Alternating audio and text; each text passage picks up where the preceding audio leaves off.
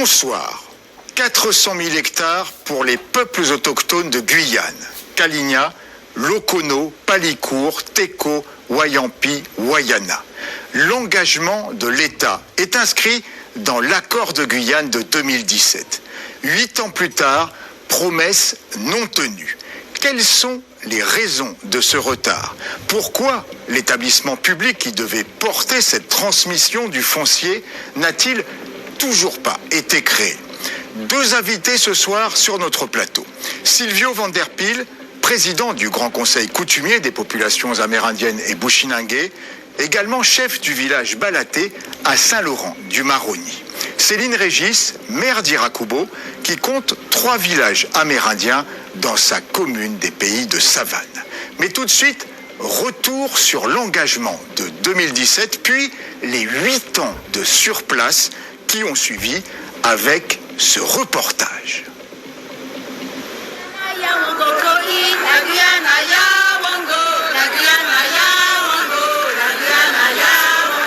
Les 6 peuples autochtones de Guyane dans la marche du 28 mars 2017 à Cayenne, puis à Kourou le 3 avril. Au cœur des revendications, la rétrocession par l'État d'une partie de leurs terres ancestrales. Nous, étant les premiers habitants de cette terre Guyane, nous sommes toujours exclus. Et aujourd'hui, nous sommes là, sur nos 2 pieds et à bras ouverts pour se manifester, pour demander notre devoir et notre droit et surtout notre terre qui ne nous appartient plus aujourd'hui. Les représentants autochtones demandent 400 000 hectares à la ministre des Outre-mer, Erika Barretz. Revendication satisfaite. L'accord de Guyane signé en avril 2017 acte l'attribution de 400 000 hectares aux peuples autochtones au travers de l'établissement public placé auprès du Grand Conseil coutumier des populations amérindiennes et bushinangé. 8 ans plus tard, le dossier est au point mort. Un établissement public devait donc être créé pour gérer les terres cédées par l'État au profit des communautés. Le principe de sa création a été voté fin 2021 par la CTG, mais il y a un problème de gouvernance. La loi prévoit une répartition du pouvoir à part égale entre le Grand Conseil coutumier, la CTG et l'État. Or, le Grand Conseil veut être majoritaire. En mars 2022, son président signe un accord avec Gabriel Serville pour que les représentants de la collectivité dans le futur établissement public jouent le jeu du Grand Conseil pour lui assurer une majorité.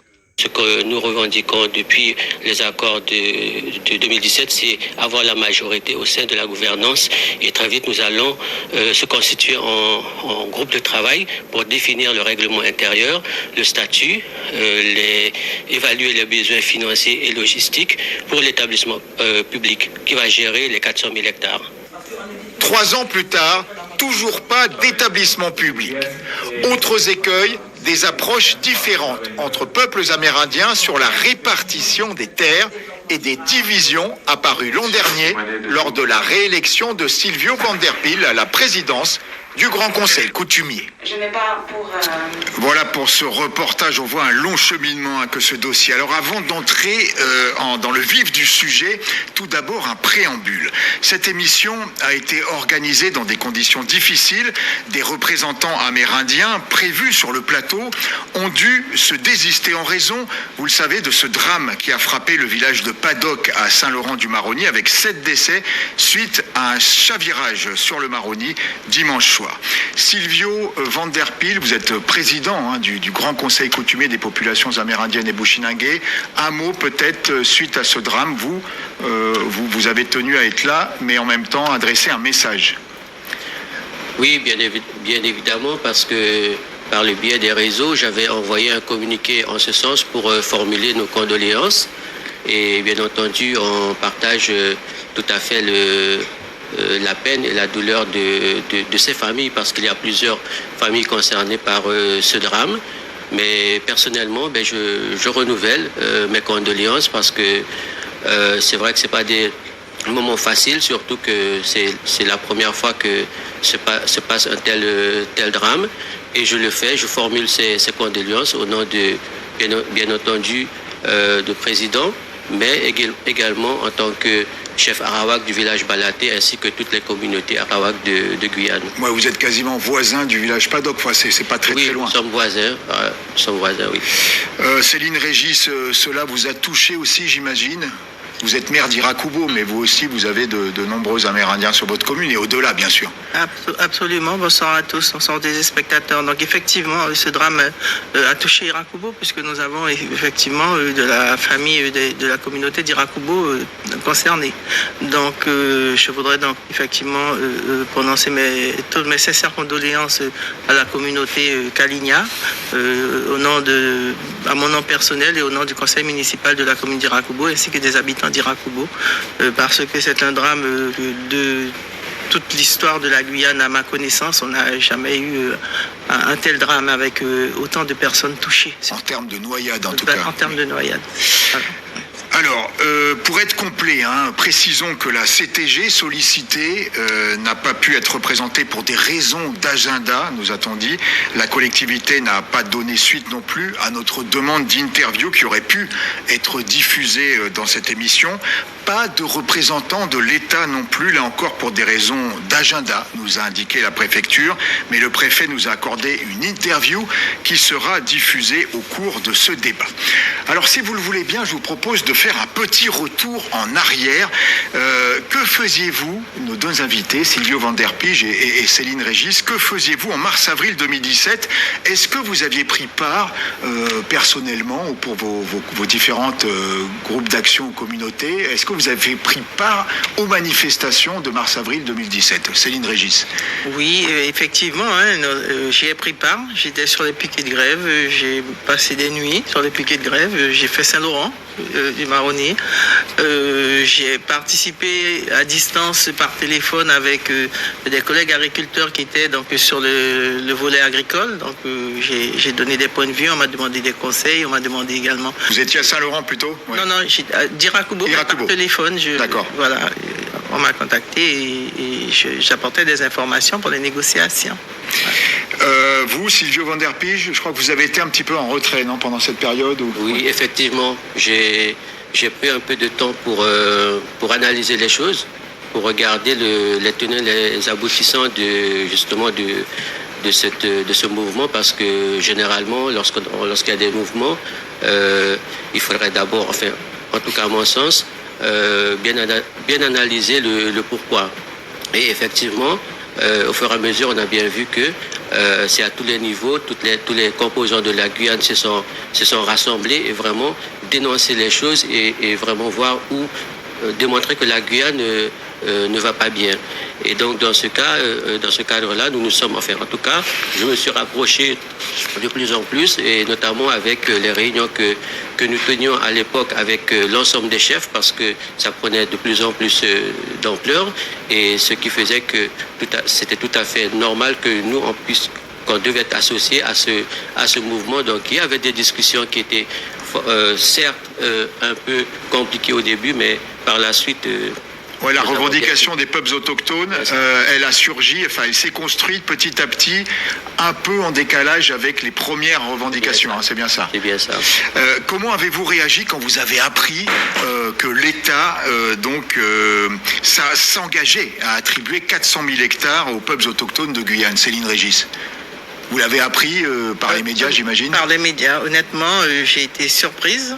Mais bon, après réflexion, je me suis dit que peut-être qu'il y avait certainement effectivement une nécessité, parce que j'ai pas compris à quel moment la négociation a été menée. Mais bon, tant mieux, voilà, puisque sachant qu'au départ, ce mouvement est parti sur l'insécurité sur le territoire. Bon, les agriculteurs ont planché, donc la communauté amérindienne. Ça s'est greffé au fur et à mesure l'ensemble des revendications du territoire. C'est ça. Silvio Van Der Pige, comment vous réagissez quand vous apprenez cette nouvelle? Eh bien, c'était historique en même temps.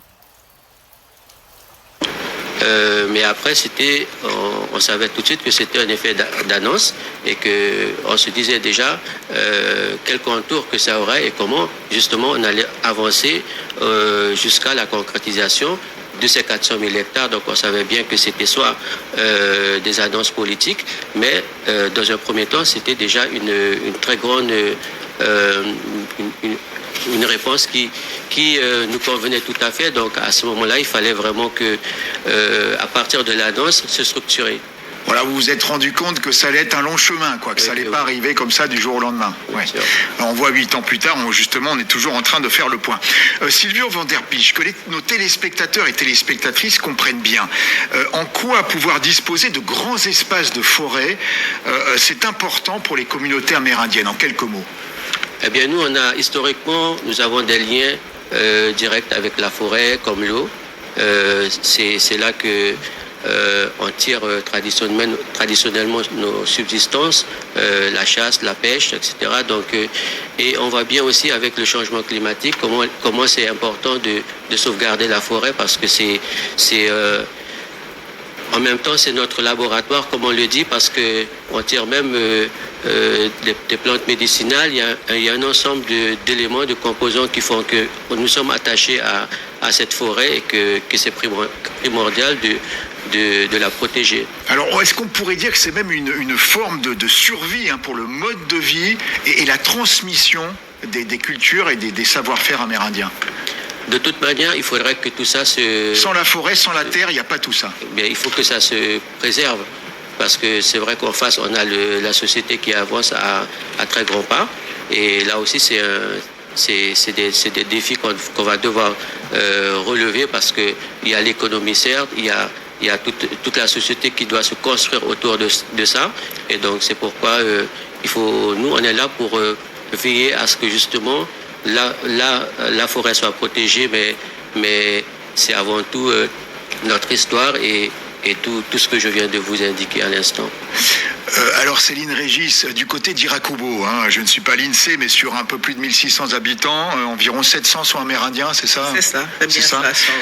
Est-ce que vous percevez, vous aussi, depuis votre fauteuil de maire, cette importance de la terre pour nos compatriotes amérindiens?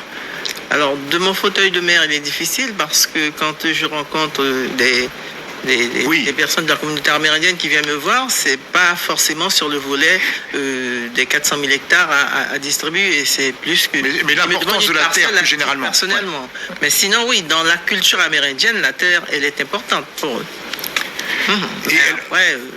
Vous êtes aussi agricultrice, enfin en tout cas c'est votre passion, on va dire. Oui, voilà, c'est cela. Vous avez exercé comme agricultrice? Oui, j'ai été élevé dans le monde agricole, et donc je suis toujours dans le monde de l'agriculture en tant qu'agro-transformateur. Voilà, et vous fabriquez des CISPAR. Des CISPAR, vous fabriquez des CISPAR, voilà. C'est ça. Et voilà, et donc c'est important pour vous tout cela, c'est ce lien avec la terre aussi. Ah oui, moi j'ai un lien effectivement avec la terre qui est déflectif. La terre est bonne nourricière, si on s'en occupe, elle s'occupe de nous, mais il faut que ça soit en coordination. Voilà. Alors, je vous propose, avant de se pencher sur les raisons du retard dans l'attribution des 400 000 hectares aux peuples autochtones, 8 ans déjà, faisons le point sur l'existant, parce qu'il faut bien que nos téléspectateurs et téléspectatrices se rendent compte qu'il y a un premier étage à la fusée, on va dire, comme on parle à Kourou. Un décret ministériel de 1987 a créé un régime foncier propre aux communautés amérindiennes et bushinangés. Ce sont les fameuses DUC, les zones de droit d'usage et les concessions. Alors on va voir une première infographie justement sur les zones de droit d'usage avec la citation du décret de 1987, voilà, du code plutôt du domaine de l'État qui fixe un peu comment ça se passe. Le préfet constate au profit des communautés d'habitants, on parle de communautés d'habitants, l'État ne parle pas de peuples autochtones, on va réafficher l'infographie s'il vous plaît en régie. Voilà, donc le préfet, c'est le préfet qui constate au profit des communautés d'habitants qui tirent traditionnellement leurs moyens de subsistance de la forêt, l'existence sur les terrains domaniaux, donc de l'État, en l'occurrence de la Guyane, des droits d'usage collectifs pour la chasse, la pêche et pour l'exercice de toute activité nécessaire à la subsistance de ces communautés. Alors, on va voir tout de suite le nombre de SDUC, de zones de droit d'usage en Guyane. Il il y en a 20 et cela représente globalement sur tout le territoire 723 685 hectares. Je suis peut-être en retard d'une pirogue parce que c'est fin 2024 mon chiffre. Voilà. Et enfin, il y a également des concessions. Alors les concessions, c'est plus réduit, issu de ce droit foncier particulier. On compte 20 concessions en Guyane pour les communautés amérindiennes essentiellement, pour 922 hectares globalement sur tout le territoire. Les concessions, c'est véritablement l'habitat, l'agriculture, les villages. C'est pour que les villages puissent s'étendre et également faire de l'agriculture. Silvio Van Der Pige, c'est bien ça? Bon, alors on ne peut pas parler de... Les SDUC, c'est chasse, pêche, voilà, les besoins, notamment vous parliez de plantes médicinales, d'aller chercher des feuilles de palmier et tout ça pour les carber. Oui. Et les concessions, c'est vraiment... Pour les villages et puis aussi pour les activités selon les villages, parce qu'il y a d'autres villages, par exemple comme Balaté, nous sommes sous le régime de la cession parce que du coup, on ne peut pas... 27 hectares, c'est peu exploitable. Vous avez 27 hectares de concessions à Balaté. Donc c'est peu exploitable par exemple pour des activités agricoles. Mais selon les villages, eh bien, il y a de l'agriculture, mais c'est principalement destiné pour l'habitat. Voilà, et on peut faire de l'abatis également sur les SDUC, sur les zones de droit d'usage. Encore, tout dépend des contextes des villages. D'accord. Alors on va voir la carte, c'est très important pour que notre public se rende compte que ça concerne toute la Guyane. On n'est pas en train de parler d'une chose isolée. La carte donc des SDUC, vous la voyez ici, elle s'affiche en violet.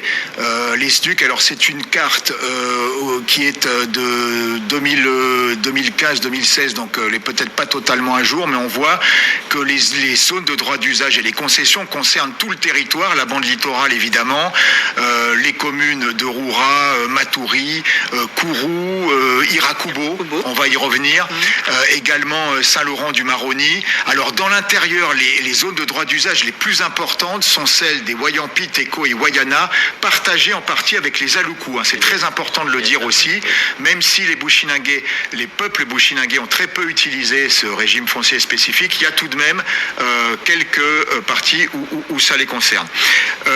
Alors, Silvio Van Der Pige, on voit qu'il y a l'existant, avant de venir justement à ces attributions foncières de 400 000 hectares, un peu cet enjeu, quelles sont les limites du système de SDUC et de concession?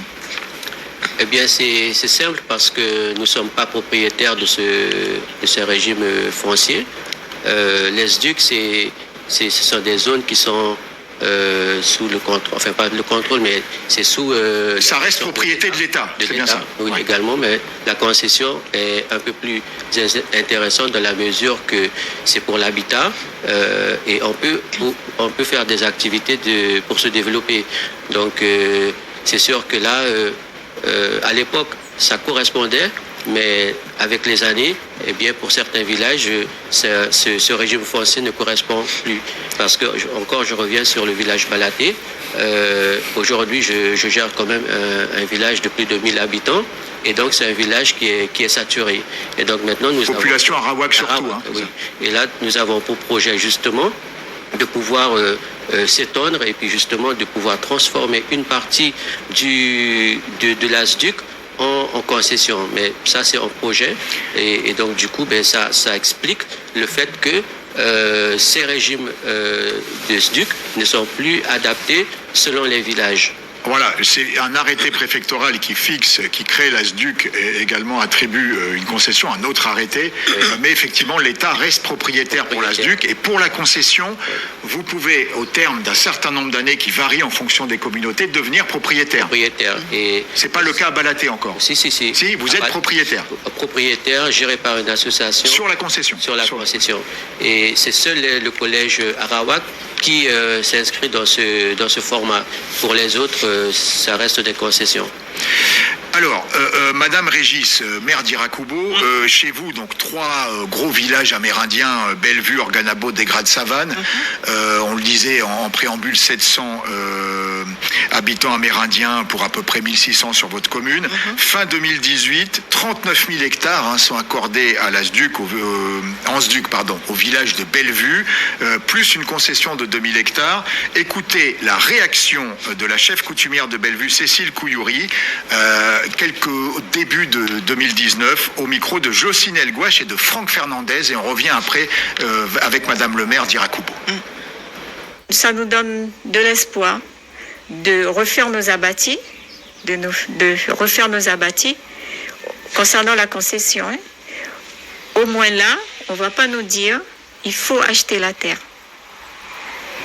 Puisque nous n'avons pas la conception d'acheter la terre. La terre, on en a besoin, c'est notre mère nourricière. On plante, on récolte et on n'abîme pas la forêt surtout. On fait des prélèvements pour l'artisanat depuis des décennies. C'est pas en coupant un abattis aujourd'hui qu'on va nous accuser d'abîmer la forêt, pas du tout. Si on n'avait pas demandé cette concession qui a été accordée, je pense que nos jeunes étaient condamnés à rester chez leurs parents. Chose qui est très très importante. Il faudrait qu'on occupe cet espace-là pour retrouver une joie de vivre déjà dans le village, concernant les habitants. Voilà, Madame Régis, vous avez été élue maire en octobre 2020, c'est bien ça? Merci. Donc vous n'étiez pas aux affaires à ce moment-là, mais comment est-ce que vous avez réagi en apprenant cette nouvelle-là encore? Eh bien, je n'étais pas aux affaires, certes, mais j'étais à l'époque conseillère territoriale tout de même, et donc oui. c'est une affaire que j'ai dans la majorité du président Alexandre à l'époque. Absolument, et c'est une affaire que j'ai suivie. Donc, quand cette concession a été accordée, moi, j'en étais satisfaite pour la population, puisque c'était une demande, puisqu'il y avait des installations un peu sauvages qui se faisaient, qui arrivaient pratiquement presque au village, et donc il était nécessaire qu'on puisse permettre donc à la communauté d'avoir un espace pour pouvoir travailler leur tradition. Voilà. Vous avez aussi restitué des parcelles communales aux populations amérindiennes. Comment ça s'est passé en quelques mots? Alors absolument, donc il y a eu une large concertation, donc ça c'était avant que je n'arrive, mais une large concertation, et donc en arrivant, le dossier était sur le bureau, donc où la majorité des personnes avaient donné leur accord pour devenir propriétaires, parce qu'ils souhaitaient devenir propriétaires. Donc du coup, la commune a fait la demande de cession de la parcelle du village auprès des services. C'est quel village? Le village de Bellevue. Bellevue. Et donc le village de Bellevue est positionné sur un terrain communal et qui a été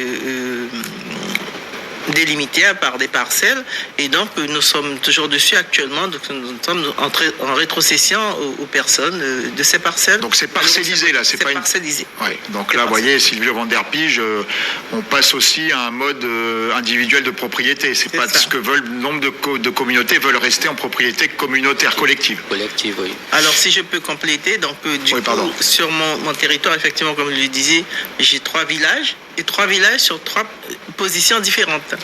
Parce que Organabo a sa zone de droit d'usage, donc de 5200 hectares, et ils ont 1000 hectares pour la concession. Et le village d'Organabo se trouve sur la concession.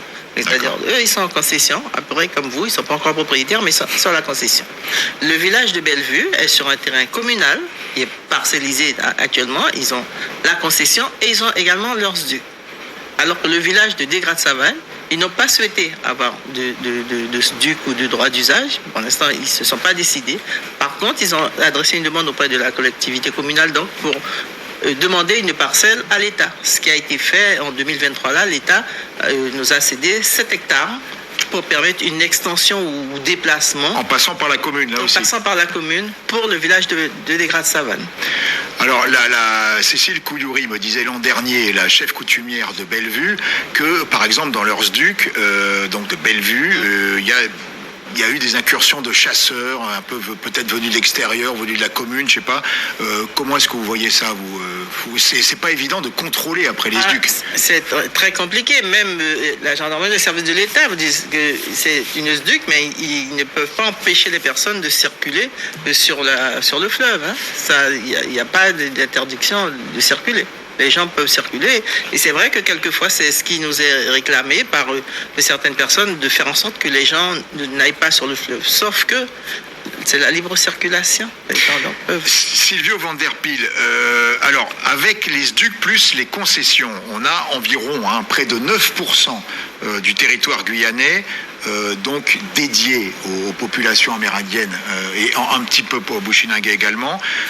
Les peuples amérindiens représentent 13 à 14 000 Amérindiens.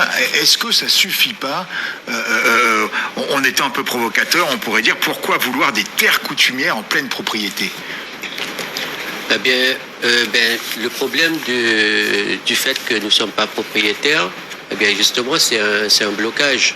Le fait qu'on aille vers un régime beaucoup plus autonome nous faciliterait plus dans notre modèle, parce que ça démontre de plus en plus que dans les villages, c'est pas pour rien qu'on a les chefs et les associations qui structurent, qui ont leur propre organisation et justement qui transmettent les valeurs pour la jeunesse. Donc on a tout un rôle et toute justement la place qu'il faut pour pouvoir sauvegarder ce modèle. Donc c'est tout à fait. Enfin moi je pense que aller vers un régime beaucoup plus autonome, c'est ce qu'on veut d'ailleurs. Et puis ça fait partie de nos revendications. Alors, je vous propose d'ouvrir la deuxième partie de ce débat. La position, oui, Céline Régis. J'ai quand même une question. Donc, par M. Van der Pijl, par rapport à ce qui est demandé, donc les surfaces demandées, comment est-ce que vous envisagez ça par la suite? Parce que, est-ce carrément, ça resterait que pour de la cueillette? Ou alors, est-ce que vous occuperez cette terre? Est-ce que vous construirez dessus? Parce que s'il y a construction, il y a habitation, il y a aménagement. Donc, qui aménagera, qui apportera ces moyens, réseau d'eau, réseau d'électricité, etc. Ça sera. Comment est-ce que vous voyez ça? Bien, c'est pour ça qu'on a commencé à faire un travail avec les services de l'État, justement pour par communauté, donc chaque communauté, faire la consultation et la concertation, parce que, bien entendu, les besoins selon les villages, que ce soit sur le littoral ou sur de l'intérieur, sont pas les mêmes. Les besoins des Wayana, c'est pas les besoins que nous, la communauté arawak, on aura forcément. Donc, on aura toute une phase de concertation et de consultation. Donc, nous nous sommes fixés comme objectif, justement, au moins jusqu'à la fin de cette année, pour pouvoir faire cette phase de concertation, pour voir comment est-ce que les communautés, selon l'évolution, verraient justement la gestion foncière. Il y a pas... Ouais, le problème, c'est ce que vous voulez poser, Madame le maire, c'est peut-être qui va payer les services, voilà, c'est ça, que vous, commune, vous devez payer, c'est ça, adduction, enfin, avec l'ensemble de vos partenaires, adduction d'eau potable, le ramassage des ordures, c'est ça, des choses comme ça. Oui, mais ça, c'est des discussions à avoir avec les collectivités. Et de toute manière, une fois qu'on aura fait l'évaluation de tous ces besoins, il y aura forcément des discussions à avoir avec les collectivités, parce que qui dit un régime beaucoup plus autonome, c'est pour ça que j'ai parlé de la société qui doit se structurer, qui doit évoluer également. Donc forcément il y a des discussions, il y a des maires qui jouent bien le jeu, qui arrivent à discuter, à faire des compromis avec les populations, mais peut-être pour certains maires c'est beaucoup plus compliqué. Donc voilà, c'est... Juste avant de passer à la deuxième partie, Madame le maire, franchement, maire d'Irakubo, est-ce qu'il n'y a pas, qu'allais-je vous dire, une sorte de frustration qui peut émerger chez des habitants qui ne sont pas amérindiens et qui voient des attributions foncières pour les Amérindiens, sans mettre en concurrence les populations évidemment, mais est-ce qu'il n'y a pas est-ce que vous le constatez ou pas? Si, je le constate, parce que il y a même un groupe de jeunes Bushinangé qui ont fait une demande de parcelles. Hein. Et voilà, la remarque la plus flagrante que j'ai eue, c'est on ne comprend pas pourquoi est-ce que des terres doivent être attribuées sous la forme, parce que ce sont des occupants ancestrales, mais au jour d'aujourd'hui, la jeunesse qui arrive voit que nos amis amérindiens, créoles, ce sont les mêmes, ils suivent les mêmes formations, ils sont ensemble, et pourquoi est-ce qu'à un moment le parcours doit être différent entre eux? Si vous Van der Pijl, en deux mots là-dessus. Mais après, c'est l'histoire. C'est l'histoire des Amérindiens, c'est l'histoire des Bushinangé qui fait qu'aujourd'hui, on se trouve avec ce décret qui permet à ces communautés, à ces populations de pouvoir bénéficier du foncier. Après, pour être plus dans la perspective, bien sûr, parce que là, peut-être c'est pas le sujet sur l'évolution institutionnelle, mais je pense que dans ce cadre et dans ce format, je pense que tout le monde devra avoir sa place au sein de cette nouvelle collectivité, s'il y en a, et c'est toutes ces interrogations qui, je pense, sont justifiées, qui feront justement la société de demain. Donc, on peut comprendre la frustration de certains. Après, il y a on peut dire le créole, il y a le monde. Tout le monde va revendiquer quelque chose, mais je pense que c'est construire la Guyane au travers justement de cette évolution institutionnelle va permettre que que tout le monde puisse trouver sa place au sein de ça, en tenant compte de l'histoire de chacun. Là, je vous rejoins, mais effectivement, il faut que ça soit travaillé ensemble avec toutes les composantes du Voilà, territoire. alors, passons à notre deuxième partie, la position de l'État et les raisons du blocage de l'engagement sur les 400 000 hectares. Depuis 2017, donc pas d'avancée sur ce dossier, ou très peu. Est-ce que cet engagement est toujours à l'ordre du jour? Pourquoi ce retard? Écoutons tout de suite le préfet de Guyane, Antoine Poussier, que nous avons rencontré ce matin avec Abel Parnasse. L'État tient ses engagements sur les cessions foncières, il les tient vis-à-vis des collectivités territoriales. Vous savez, il y avait 250 000 hectares qui étaient inscrits, il y en a déjà plus de 90 000 qui ont été transférés, et je pense qu'on atteindra les 250 000 hectares avant la fin de l'année. Cette année, on va faire les premières sessions à la SAFER dans l'objectif des 20 000 hectares, et puis pour les populations amérindiennes, il y a un objectif de 400 000 hectares, et cet objectif reste d'actualité. On a simplement rencontré des difficultés pour le mettre en œuvre pour l'instant. Justement, pourquoi ce retard dans l'application de cet engagement? Alors je pense qu'il y avait deux raisons principales. Il y avait d'abord, il fallait avoir des discussions sur la répartition entre les différentes populations concernées. Et ces discussions, on va les reprendre dans le cadre du nouveau Grand Conseil coutumier qui a été constitué l'année dernière. Et puis, il y a un deuxième type de difficulté, c'est que les cessions, elles doivent être faites vers une entité qui a la personnalité morale. Et donc, il faut définir cette personnalité. Ce qui était prévu au départ, c'est un établissement public de coopération culturelle. Cet établissement public rencontre à l'évidence des difficultés pour se constituer, et donc moi je ne suis pas opposé à ce qu'on trouve un autre vecteur pour faire ces sessions, et c'est l'objet même des discussions qu'on va engager très prochainement avec l'ensemble des parties prenantes. Je sais qu'il y a eu des débats sur la gouvernance et la répartition tout simplement des sièges au sein du conseil d'administration. Moi je n'ai pas de tabou sur le sujet, la loi prévoit une répartition, si une autre répartition était nécessaire, ou si un autre outil que cette EPCC devait être utilisé, je pense que tout est possible. L'important, c'est que cet engagement, cette cession de 400 000 hectares soit effectuée maintenant dans des délais raisonnables.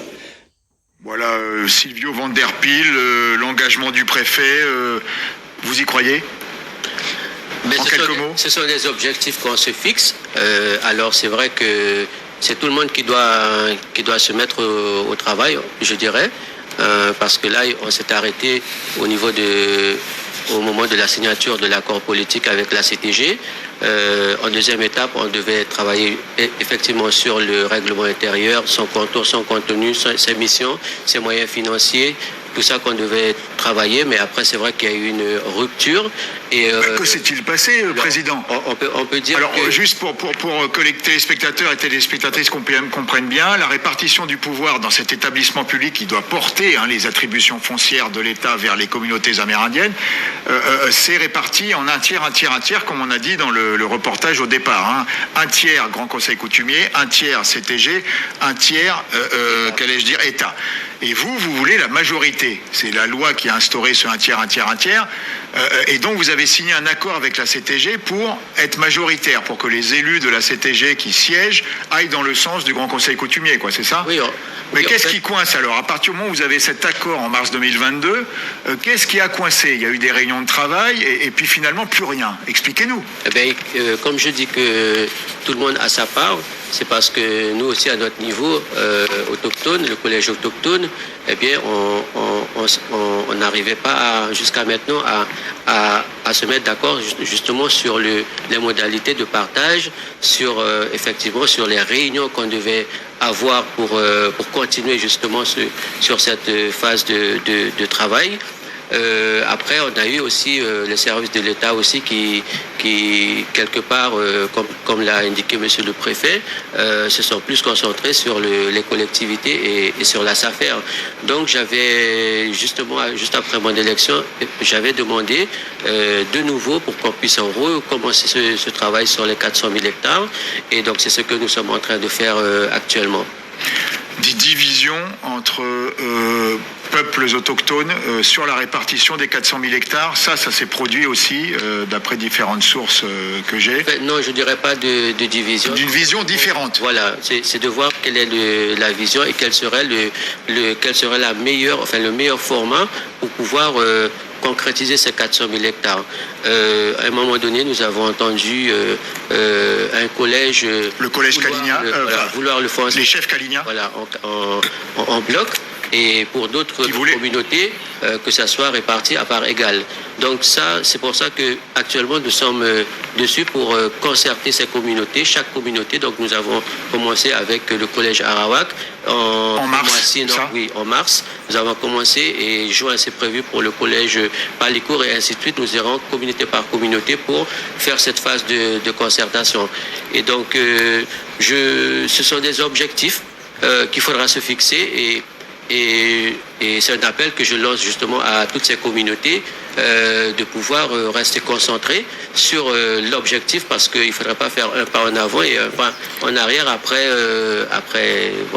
3 ans peut-être. Céline Régis, vous étiez conseillère territoriale dans la majorité du président Alexandre. Oui.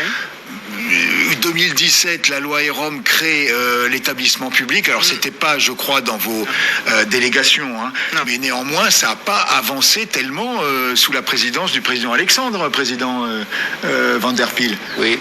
Qu'est-ce qui s'est passé là ? Vous avez suivi un petit peu, même de loin, dans les réunions politiques ou autres ? Non, je n'étais pas sur ce volet-là, donc je n'ai pas suivi, puisque non, j'ai pas suivi. Je ne vais pas vous mentir, je préfère non. Bon, ce que je peux dire de l'ancienne mandature de la CTG, c'est qu'effectivement on avait lancé ce dossier. Mais on n'était pas d'accord sur les 1 tiers parce que pour nous c'était pas intéressant de rester sur ce format, de dire que 1 tiers de sièges pour l'État et la CTG est pour nous, alors que combien même c'est du foncier qui nous est attribué et que dans le fond et techniquement lorsqu'on allait commencer à travailler, qu'on allait se rendre compte que justement on n'avait pas le pouvoir de décision sur du foncier qui nous aurait été attribué. Donc là, au niveau de l'ancienne mandature, ça a été ça un peu le nœud. Pourquoi on n'avait pas avancé sur ce volet. Mais après, avec le président Gabriel, Gabriel Serville. Voilà, oui, les discussions ont commencé et c'est un accord de principe, hein, parce que on rappelle bien que la loi est la loi, c'est 1 tiers, mais on reste sur un principe de confiance et voir comment justement, une fois que l'établissement serait mis en place, enfin créé, quelle tournure et quelle place que ça allait prendre juste à titre expérimental. Pendant ce temps, le foncier est accordé aux collectivités. Le processus, là où a pris beaucoup de retard pour les peuples autochtones, on l'a vu. Donc cet autre processus avance, la cession du foncier de l'État aux communes. On voit tout de suite cette infographie qui concerne donc le foncier des communes, alors que la promesse de l'accord de Guyane, c'était 250 000 hectares pour les communes, les collectivités de Guyane au sens large. À ce jour, alors on est encore un peu loin du compte toutefois, 8 ans après, à ce jour, cédé par l'État, 91 000 hectares, donc chiffre donné aujourd'hui même par la préfecture. La commune d'Irakubo a fait l'objet d'une cession. Vous avez d'ailleurs reçu la notification. Très rapidement, combien d'hectares, où et pourquoi faire ? Alors là, nous avons reçu la notification avant-hier, effectivement, mais c'est pour régulariser les pluriactifs des agriculteurs qui sont sur Okokoa, qui depuis 25 ans, à la base, ils devaient être en cession onéreuse. Ensuite, ça a été refusé. Donc, l'État a accepté de céder ces parcelles à la commune afin que la commune puisse les rétrocéder aux attributeurs. Donc, ce sont des parcelles qui iront déjà à des personnes qui sont déjà figées. La cession du foncier aux communes avance, on le voit, pas assez vite peut-être pour un certain nombre d'élus, j'imagine. Parce que notre liste, nous l'avons déposée, notre délibération date de juillet 2023 et nous ne sommes pas encore passés en CAF. On nous laisse entendre qu'on passera en CAF C'est cette pourquoi année. pour autre chose alors? Oui, pour 2000 hectares là, de terres qui seraient vraiment pour la commune, pour nos projets. Vous attendez.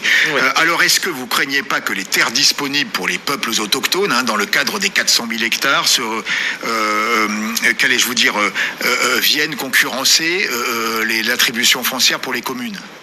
Logiquement, je pense que ce ne sont pas les mêmes terres parce que nous, l'État nous a permis de faire notre choix sur le listing. Donc, nous avons fait nos choix et donc il en reste. Donc, après, je ne sais pas qu'est-ce qui sera attribué au peuple autochtone. Et de votre côté, Sylvie Van Der Pijl, est-ce que vous craignez pas que les terres disponibles pour les peuples autochtones se réduisent comme peau de chagrin? C'est la raison pour laquelle j'ai souhaité qu'on reprenne ce dossier avec les services de l'État. Là, nous sommes en train s'agissant du collège Arawak, déjà en train de faire des repérages, identifier les lieux potentiellement disponibles.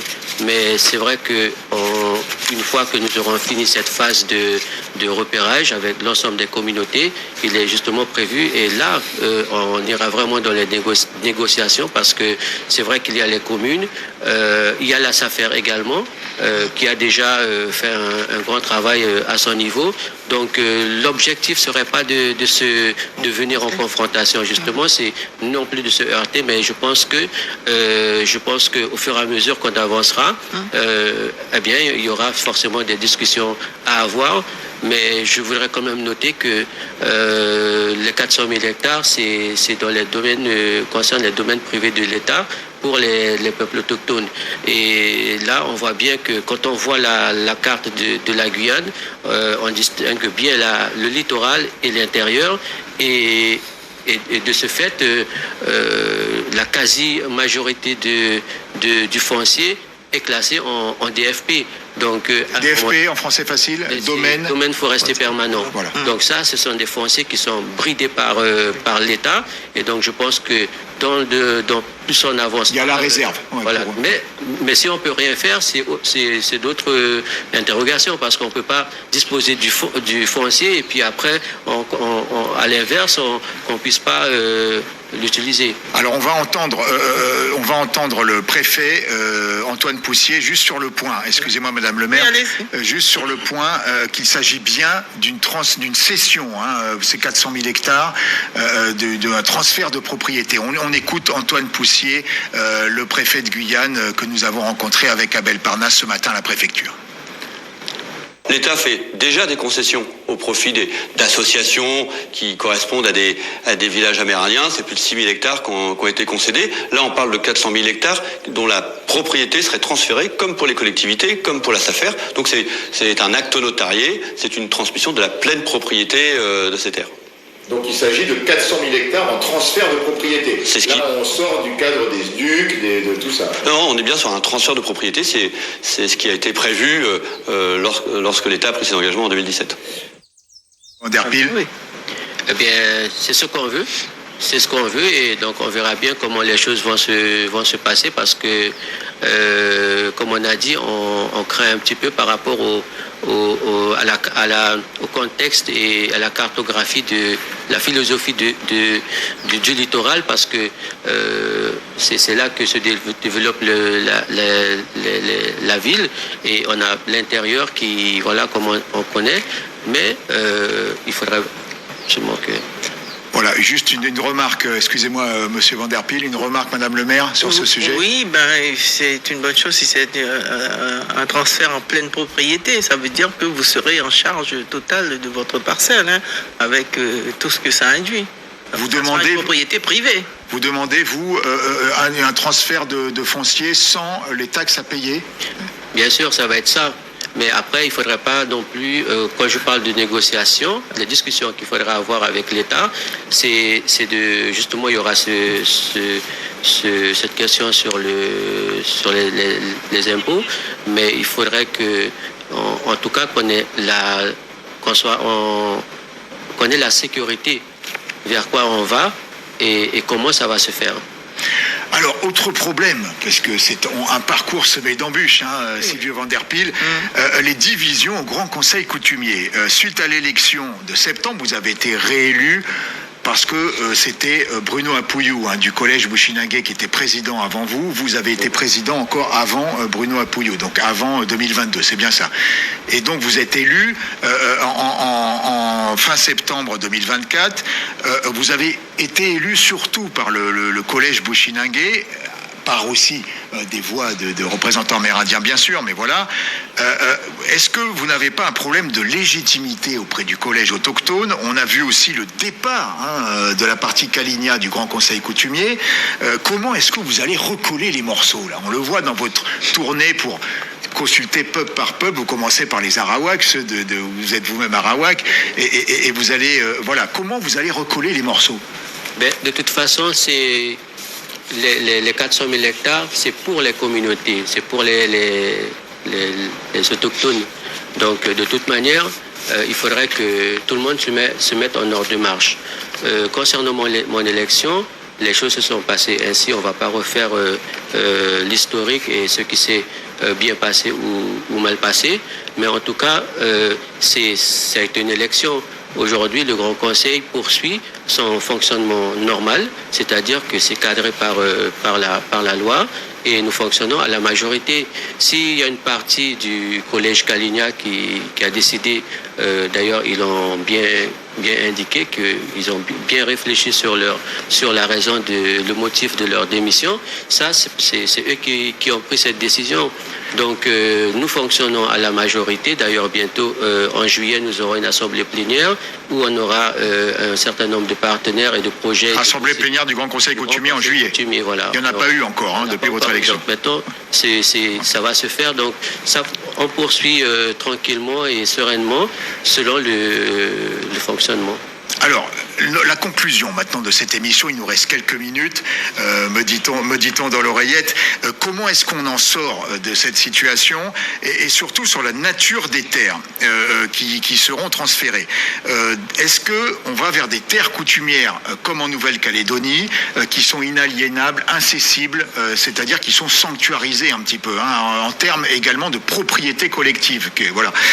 Alors, c'est ce que vous demandez depuis plusieurs années, Sylvio Van der Pijl, avec le Grand Conseil coutumier au niveau du collège autochtone. Alors la voie a été ouverte par la résolution du congrès d'avril 2024, du congrès des élus, avec un nouveau statut foncier qui sanctuariserait les terres amérindiennes.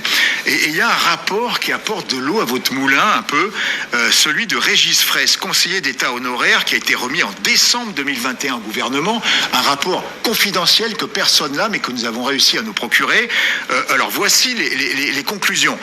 Nous y reviendrons évidemment sur Guyane la première, mais voici les grandes conclusions de ce rapport, une partie en tout cas.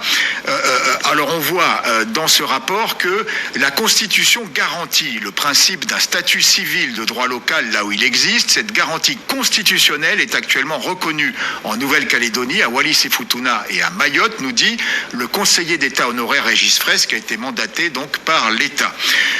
Alors on poursuit ces conclusions, infographie suivante.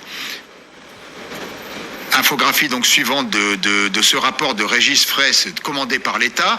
L'article 75 de la Constitution autorise une distinction foncière entre les citoyens en raison de leur statut personnel. En matière civile et dans le cadre de leurs relations internes, les populations amérindiennes et bushinangés ont le droit d'être régies au moins partiellement par des coutumes ou des traditions qui leur sont propres et sont fondées à les invoquer devant le juge. Et enfin, conclusion donc de Rémi Fraisse dans ce rapport, cette reconnaissance serait en phase avec la position des pouvoirs publics et des administrations qui reconnaissent depuis très longtemps les spécificités, notamment coutumières, des communautés amérindiennes et bushinangés. Dans ces conditions, les terres coutumières de la Nouvelle-Calédonie pourraient servir de modèle pour la Guyane. Alors, pour vous, c'est pas nouveau, c'est une revendication. Il y a eu de nombreuses rencontres avec les représentants Kanak qui sont venus en Guyane. Je crois qu'il y a des délégations qui sont parties également en Nouvelle-Calédonie. Mais est-ce que là, il n'y a pas par un ancien magistrat de droit administratif français qui a présidé également le tribunal administratif en Nouvelle-Calédonie, d'où une partie de son expertise, est-ce qu'il n'y a pas des conclusions qui sont optimistes pour vous ? Bon, déjà, vous avez pu procurer le rapport, mais nous, on ne l'a pas, donc peut-être que vous pourriez nous donner une partie aussi de ce que vous avez. Ça serait intéressant pour nous parce que c'est vrai qu'on essaye de voir dans la Constitution quel article, ou bien s'il y avait un article qui pourrait justement convenir et être adapté à notre histoire. Donc, si déjà il y a une partie qui est déjà mise en avant et que c'est possible, déjà, il faudrait déjà le servir pour voir comment est-ce que, à la différence de la Nouvelle-Calédonie et même de la Guyane, parce que c'est quand même différent, mais je pense que c'est déjà un bon levier, un bon appui pour pouvoir continuer et pouvoir vraiment réaliser, enfin concrétiser ce foncier et puis le mettre à sa juste place.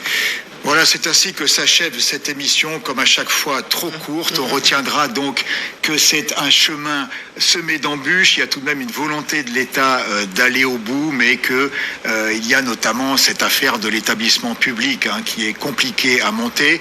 Vous, Silvio Van Der Pijl, donc vous remettez en route des consultations qui ont commencé en mars pour la partie arawak et que vont se poursuivre, Palicourt ensuite, etc. Chaque peuple va être consulté et on retiendra également chez vous, Céline Régis, cette compréhension, mais cette recherche d'équilibre aussi entre les différentes composantes de la société guyanaise.